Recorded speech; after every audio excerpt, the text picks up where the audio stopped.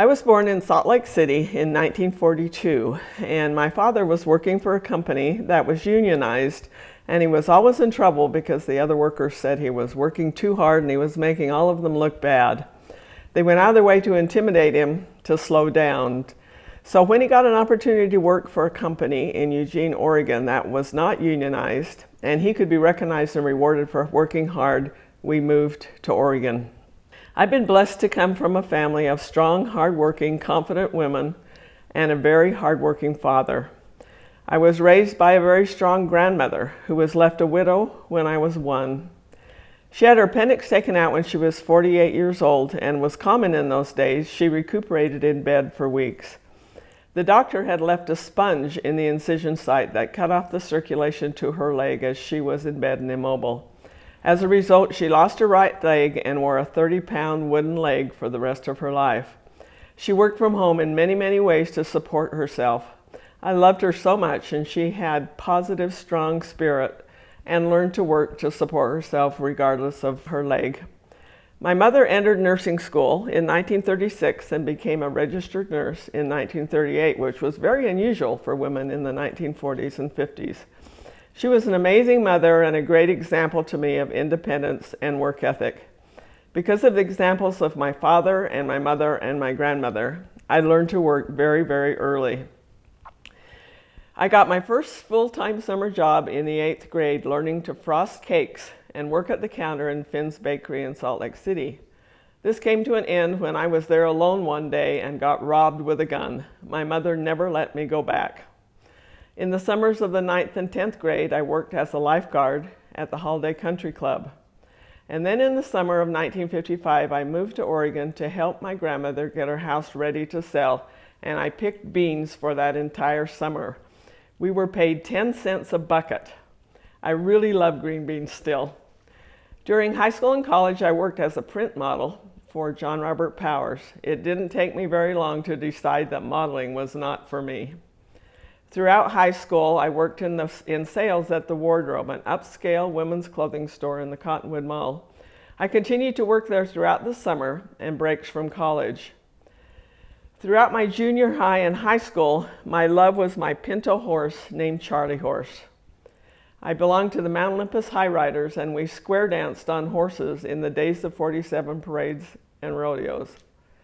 Charlie wasn't the best square dancer, but we had great fun. I started college in 1960 with a dual major in fashion design and business management, graduating in 1964 as the only woman in the business department at BYU. This has changed, I'm sure.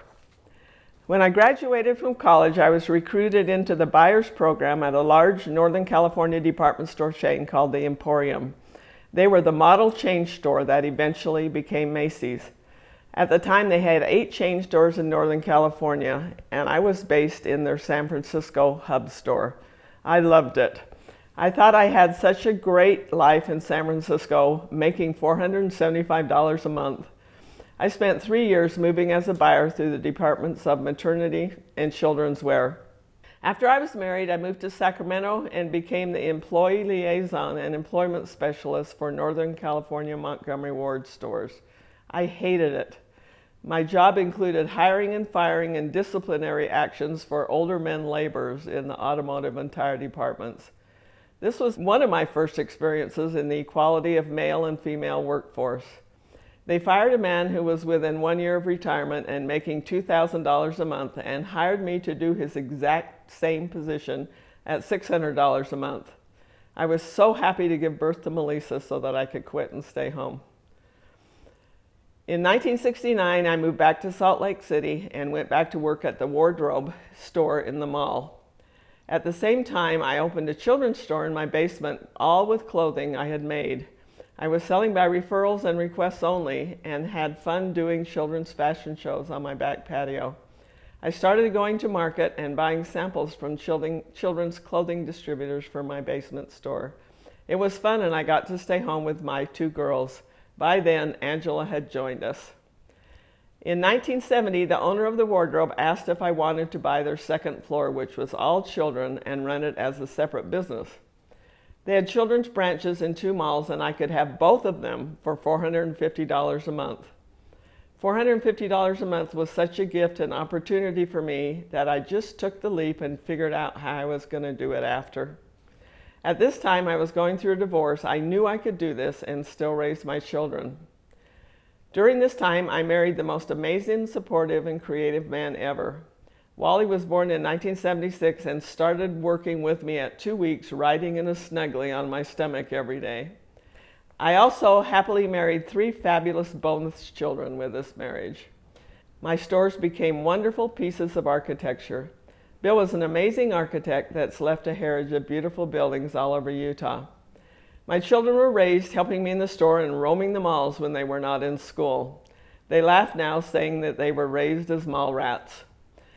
They learned to manage the stock, gift wrap, and help with window design and were my unpaid models at all the mall fashion shows. They learned to take money and count change to customers by the time they were in grade school. This business expanded to an entire children's mall. The Lollipop Tree, which was clothing. My First Chair was furniture. 9 Moons was maternity. My Left Foot was children's shoes.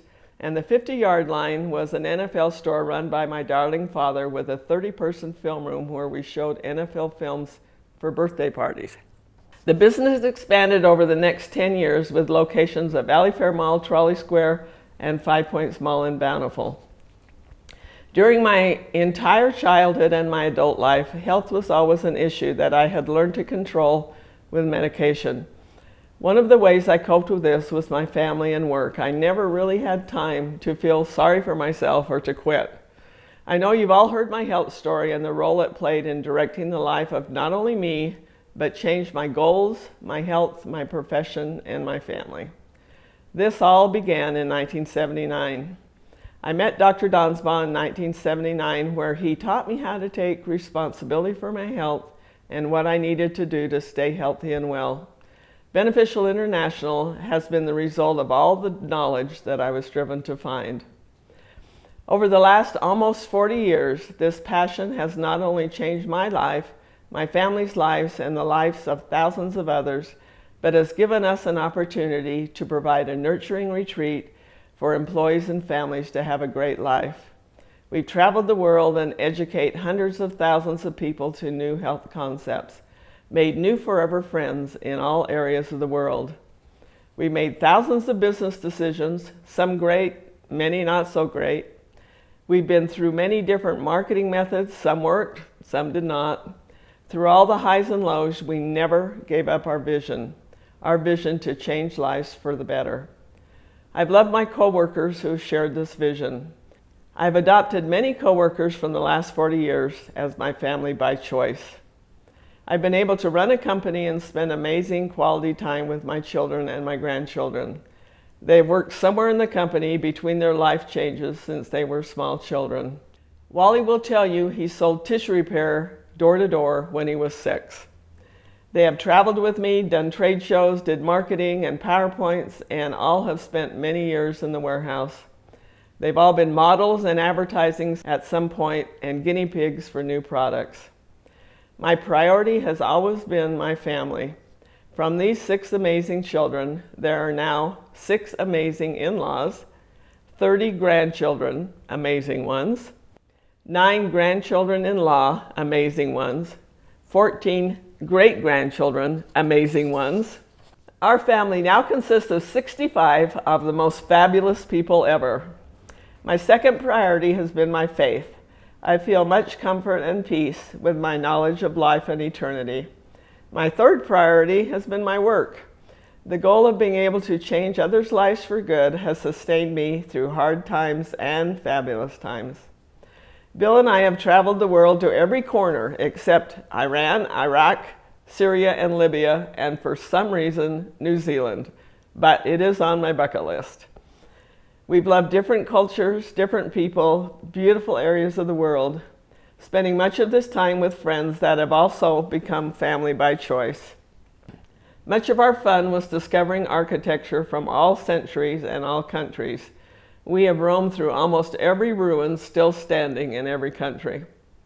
I've always wanted to conquer everything from running marathons, I've run 3 of them, to skydiving, to climbing Machu Picchu with friends, dancing with African jumping tribes, finding my shaman on the Amazon River, hot air ballooning over the Serengeti Plains.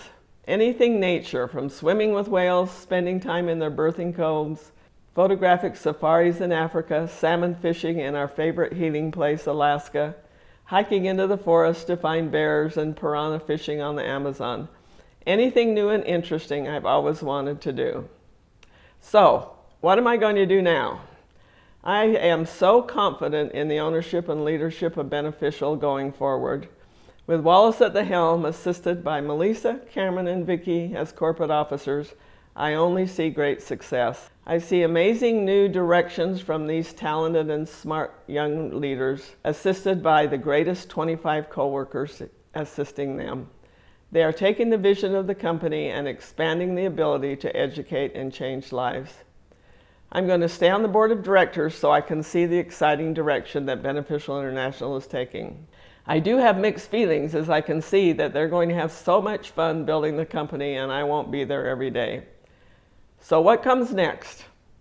Family, travel, books, adventures, and possibly new business ideas.